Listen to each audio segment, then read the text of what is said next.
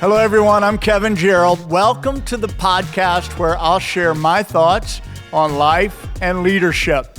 This podcast is for everyone who loves the local church. Whether you're leading the way or serving faithfully on a team, this is for you. And if these conversations encourage or challenge you, hit subscribe, leave us a quick review, and then if you would, just share this episode with a friend on your team. Let's keep the growing going as we build teams that build the church.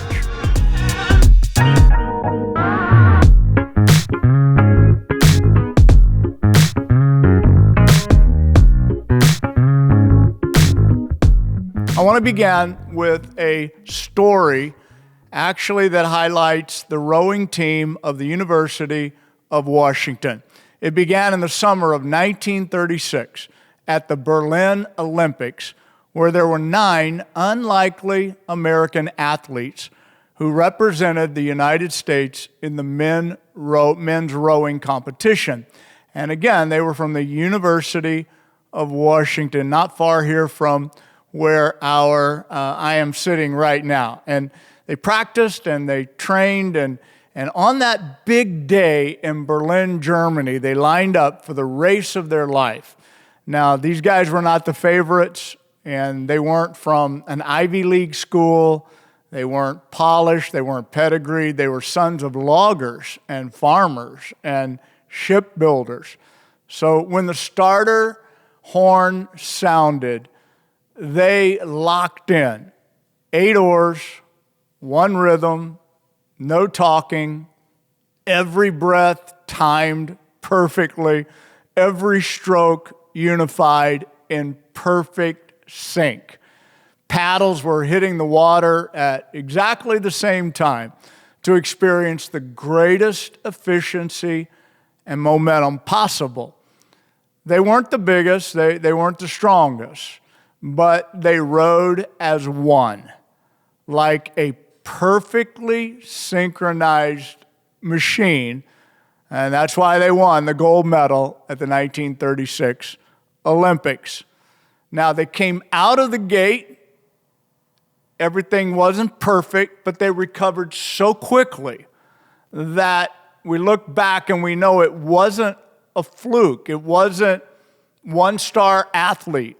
It was the product of synchronized strength, ordinary individuals who were giving everything they had for something bigger than themselves.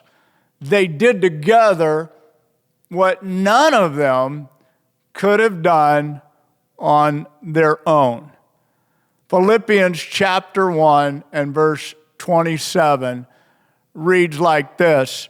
It says, "Just be sure that you live as God's people in a way that honors the good news of Christ.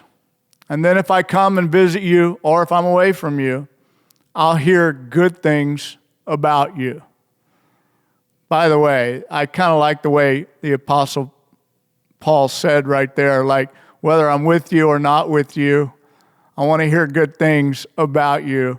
And really, that's the test of a great team, is how the team operates in the absence of the leader themselves. Hello, hello, hello. Just something to think about. He knows that even back then. And so he says with confidence then, he says, "I will know that you stand together with the same purpose and that you work together like a team." Work together like a team. Work together like a team to help others believe the good news. It takes a team. He's saying it takes a team. I need you to work together. I need you to get on the same page. I need you to get in alignment. And my hope is that you will work together like a team to help others believe the good news. So today I want to talk about the contrast or the difference between grouping and teaming. Because the guys who won the gold medal, they were not grouping, they were teaming. And in fact, nothing great is achieved without teaming. Now groups are not a bad thing. Groups can be fun. and enjoy a concert together, go out together, even attend church together, laugh together, learn together. Like groups can be enjoyable, but a group is not a team. And you can be grouping and not be teaming. And for that matter, hear me out when I say this, we often talk about things like the family of God. You know, families can be a family and not be teaming.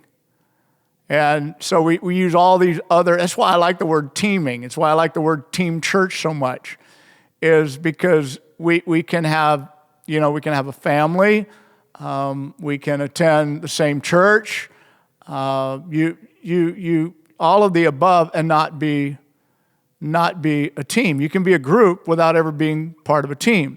You can sit in the same row at church, you can attend the same weekly meetings, you can serve in the same department, and never function like a team. I'm wanting to get your thoughts on this level where when we use the word teaming, we're not just talking about people who are showing up, you know, together or in the same room together or gathered together in the building. Just because you go to the church doesn't mean you're on team church. And we even see it in the sports world. We see it in corporate America. There's a lot of people who work for the same company. They wear the same jerseys, but they are not teaming. And there's a power in teaming that we want to tap into for the glory of God. Because as I talk about in our book, It Takes a Team, you know, teaming is sacred. And a lot of people, a lot of times, I didn't really know that until I dug into it, and I felt like God really shared it with me and helped me to understand. This is not just a natural, secular concept. This is something that originated in God himself. So what I want to do is I want to share 5 key differences between a group and a team. And we'll just break it down, talk about it a little bit here. And let's begin with this one. When it comes to a group versus a team, we're talking about, number one, common interest versus common goal. So groups gather around interest, and a team is driven by purpose. A team is having like the same goal in mind. One is about, so common interest is about convenience. I like that. I like riding bicycles. I'm in the bicycle club. But then, hey, what about teaming comes when we're going the same direction and we're heading for the same goal and we want to win a race together. Now we're getting into the area of teaming, not just I like bike riding. And so there's times like right now we're working with in our church to bring parents together to work with our youth pastors. And we've been doing this the last 5 years or so. And it's been one of the most beautiful things that we've ever done, is that common interest means that parents care for our children, and so do our youth leaders. They care for our kids and our children. But teaming means we go beyond having the same interest in our kids, and we actually team up to do something significant and to invest significantly into the lives of our kids. So number one is common interest versus common goal. Common goal is teaming. Number two, observation versus participation. So observation is what groups do. Participation is what teams do. Group members are spectators. Team members show up, suit up, and contribute. They carry the weight. Teams don't sit back, they step up. Number three, independence versus interdependence. Groups can exist with minimal interaction. Okay, minimal interaction. But teams thrive on collaboration. Like that's what the Apostle Paul was saying again in that opening verse in the ERV, is he's saying that whether I'm with you or not there, my hope is that you guys are together in your purpose and that you are together like a team, the heart of a team, that you are synchronized like the guys in the boat who want to win the race, and every oar has to touch the water at the exact same time. The Apostle Paul saying, I want you to be in sync together, maximize our effectiveness for reaching people for Christ. So independence versus interdependence. Let me see if I can say this right. There's 3 levels of maturity. The first one is dependence.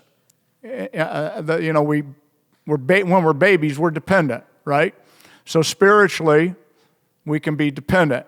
And then the next level, when you're a teenager, spiritually and naturally, there's this independence that you get feeling like I'm independent. I'm going to do my own thing. I don't want to listen to nobody. That's what I want to do.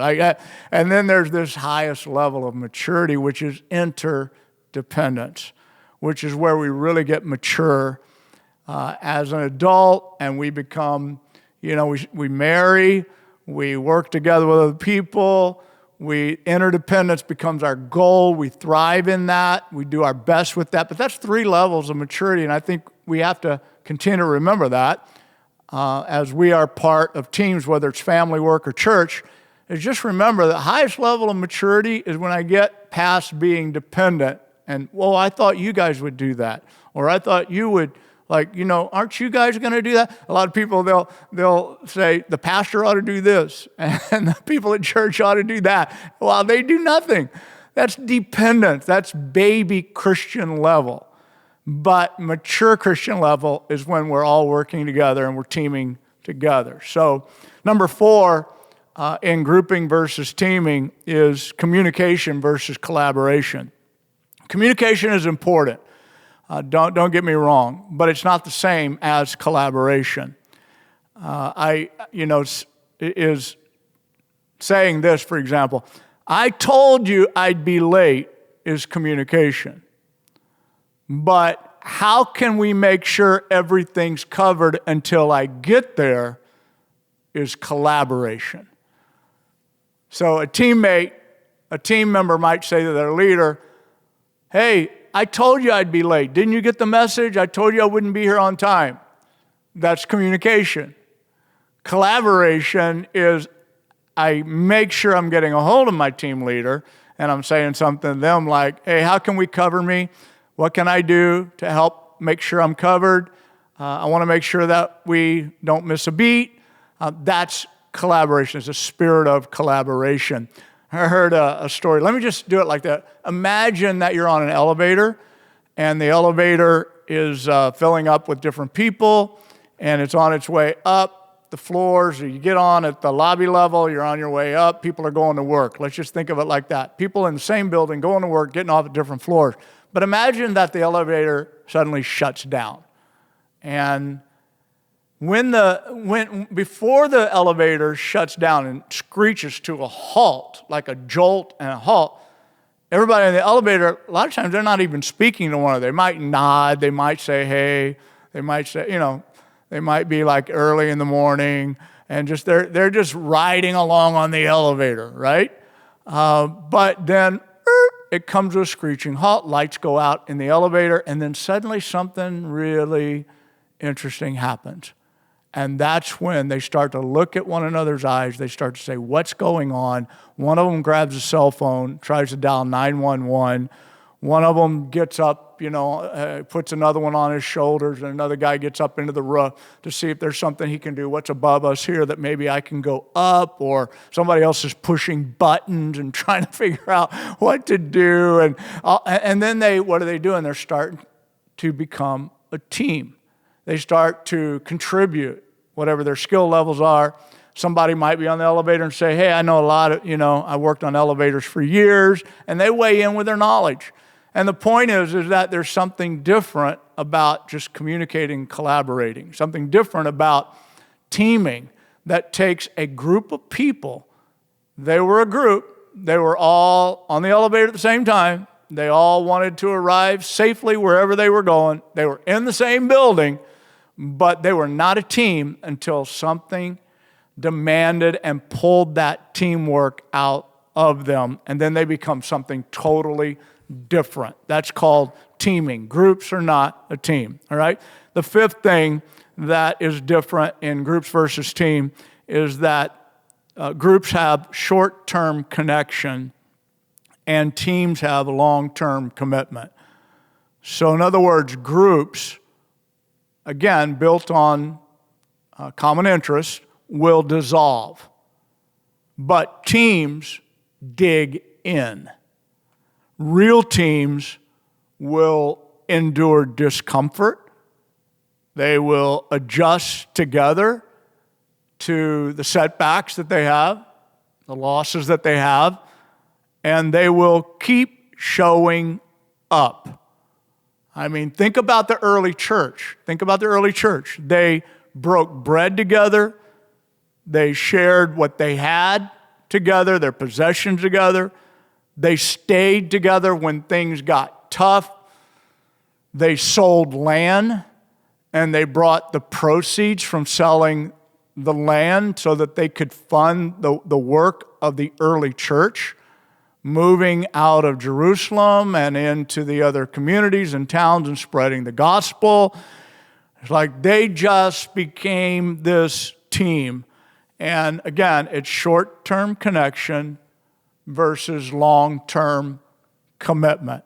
I know for us and our team and our staff, I always want to know whenever I'm asking somebody to join the team, I want to know, hey, what are your plans in the future? I want you to tell me as best you can right now. We all know things change and things come up and we can't control circumstances, but I want to know, like, is your plan to live here? Is your plan to stay here planted in our church? Like, are you happy in our church and you want to raise your children in our church? And are you locking in here, or is this just like another job? And if it is just another job, pay the bills, whatever, I just want to know. Like, there's nothing evil about that. I just want to know, do we have someone who is actually part of our group, or do we have someone who is actually stepping across the line and joining the team? Because joining the team is so much different than being part of the group. I hope that helps you today with our second edition here on our podcast. I hope it blesses you. Share it again, if you would, with people around you, your own team, or other churches and friends that you have on other teams. God bless you guys. Have a great week.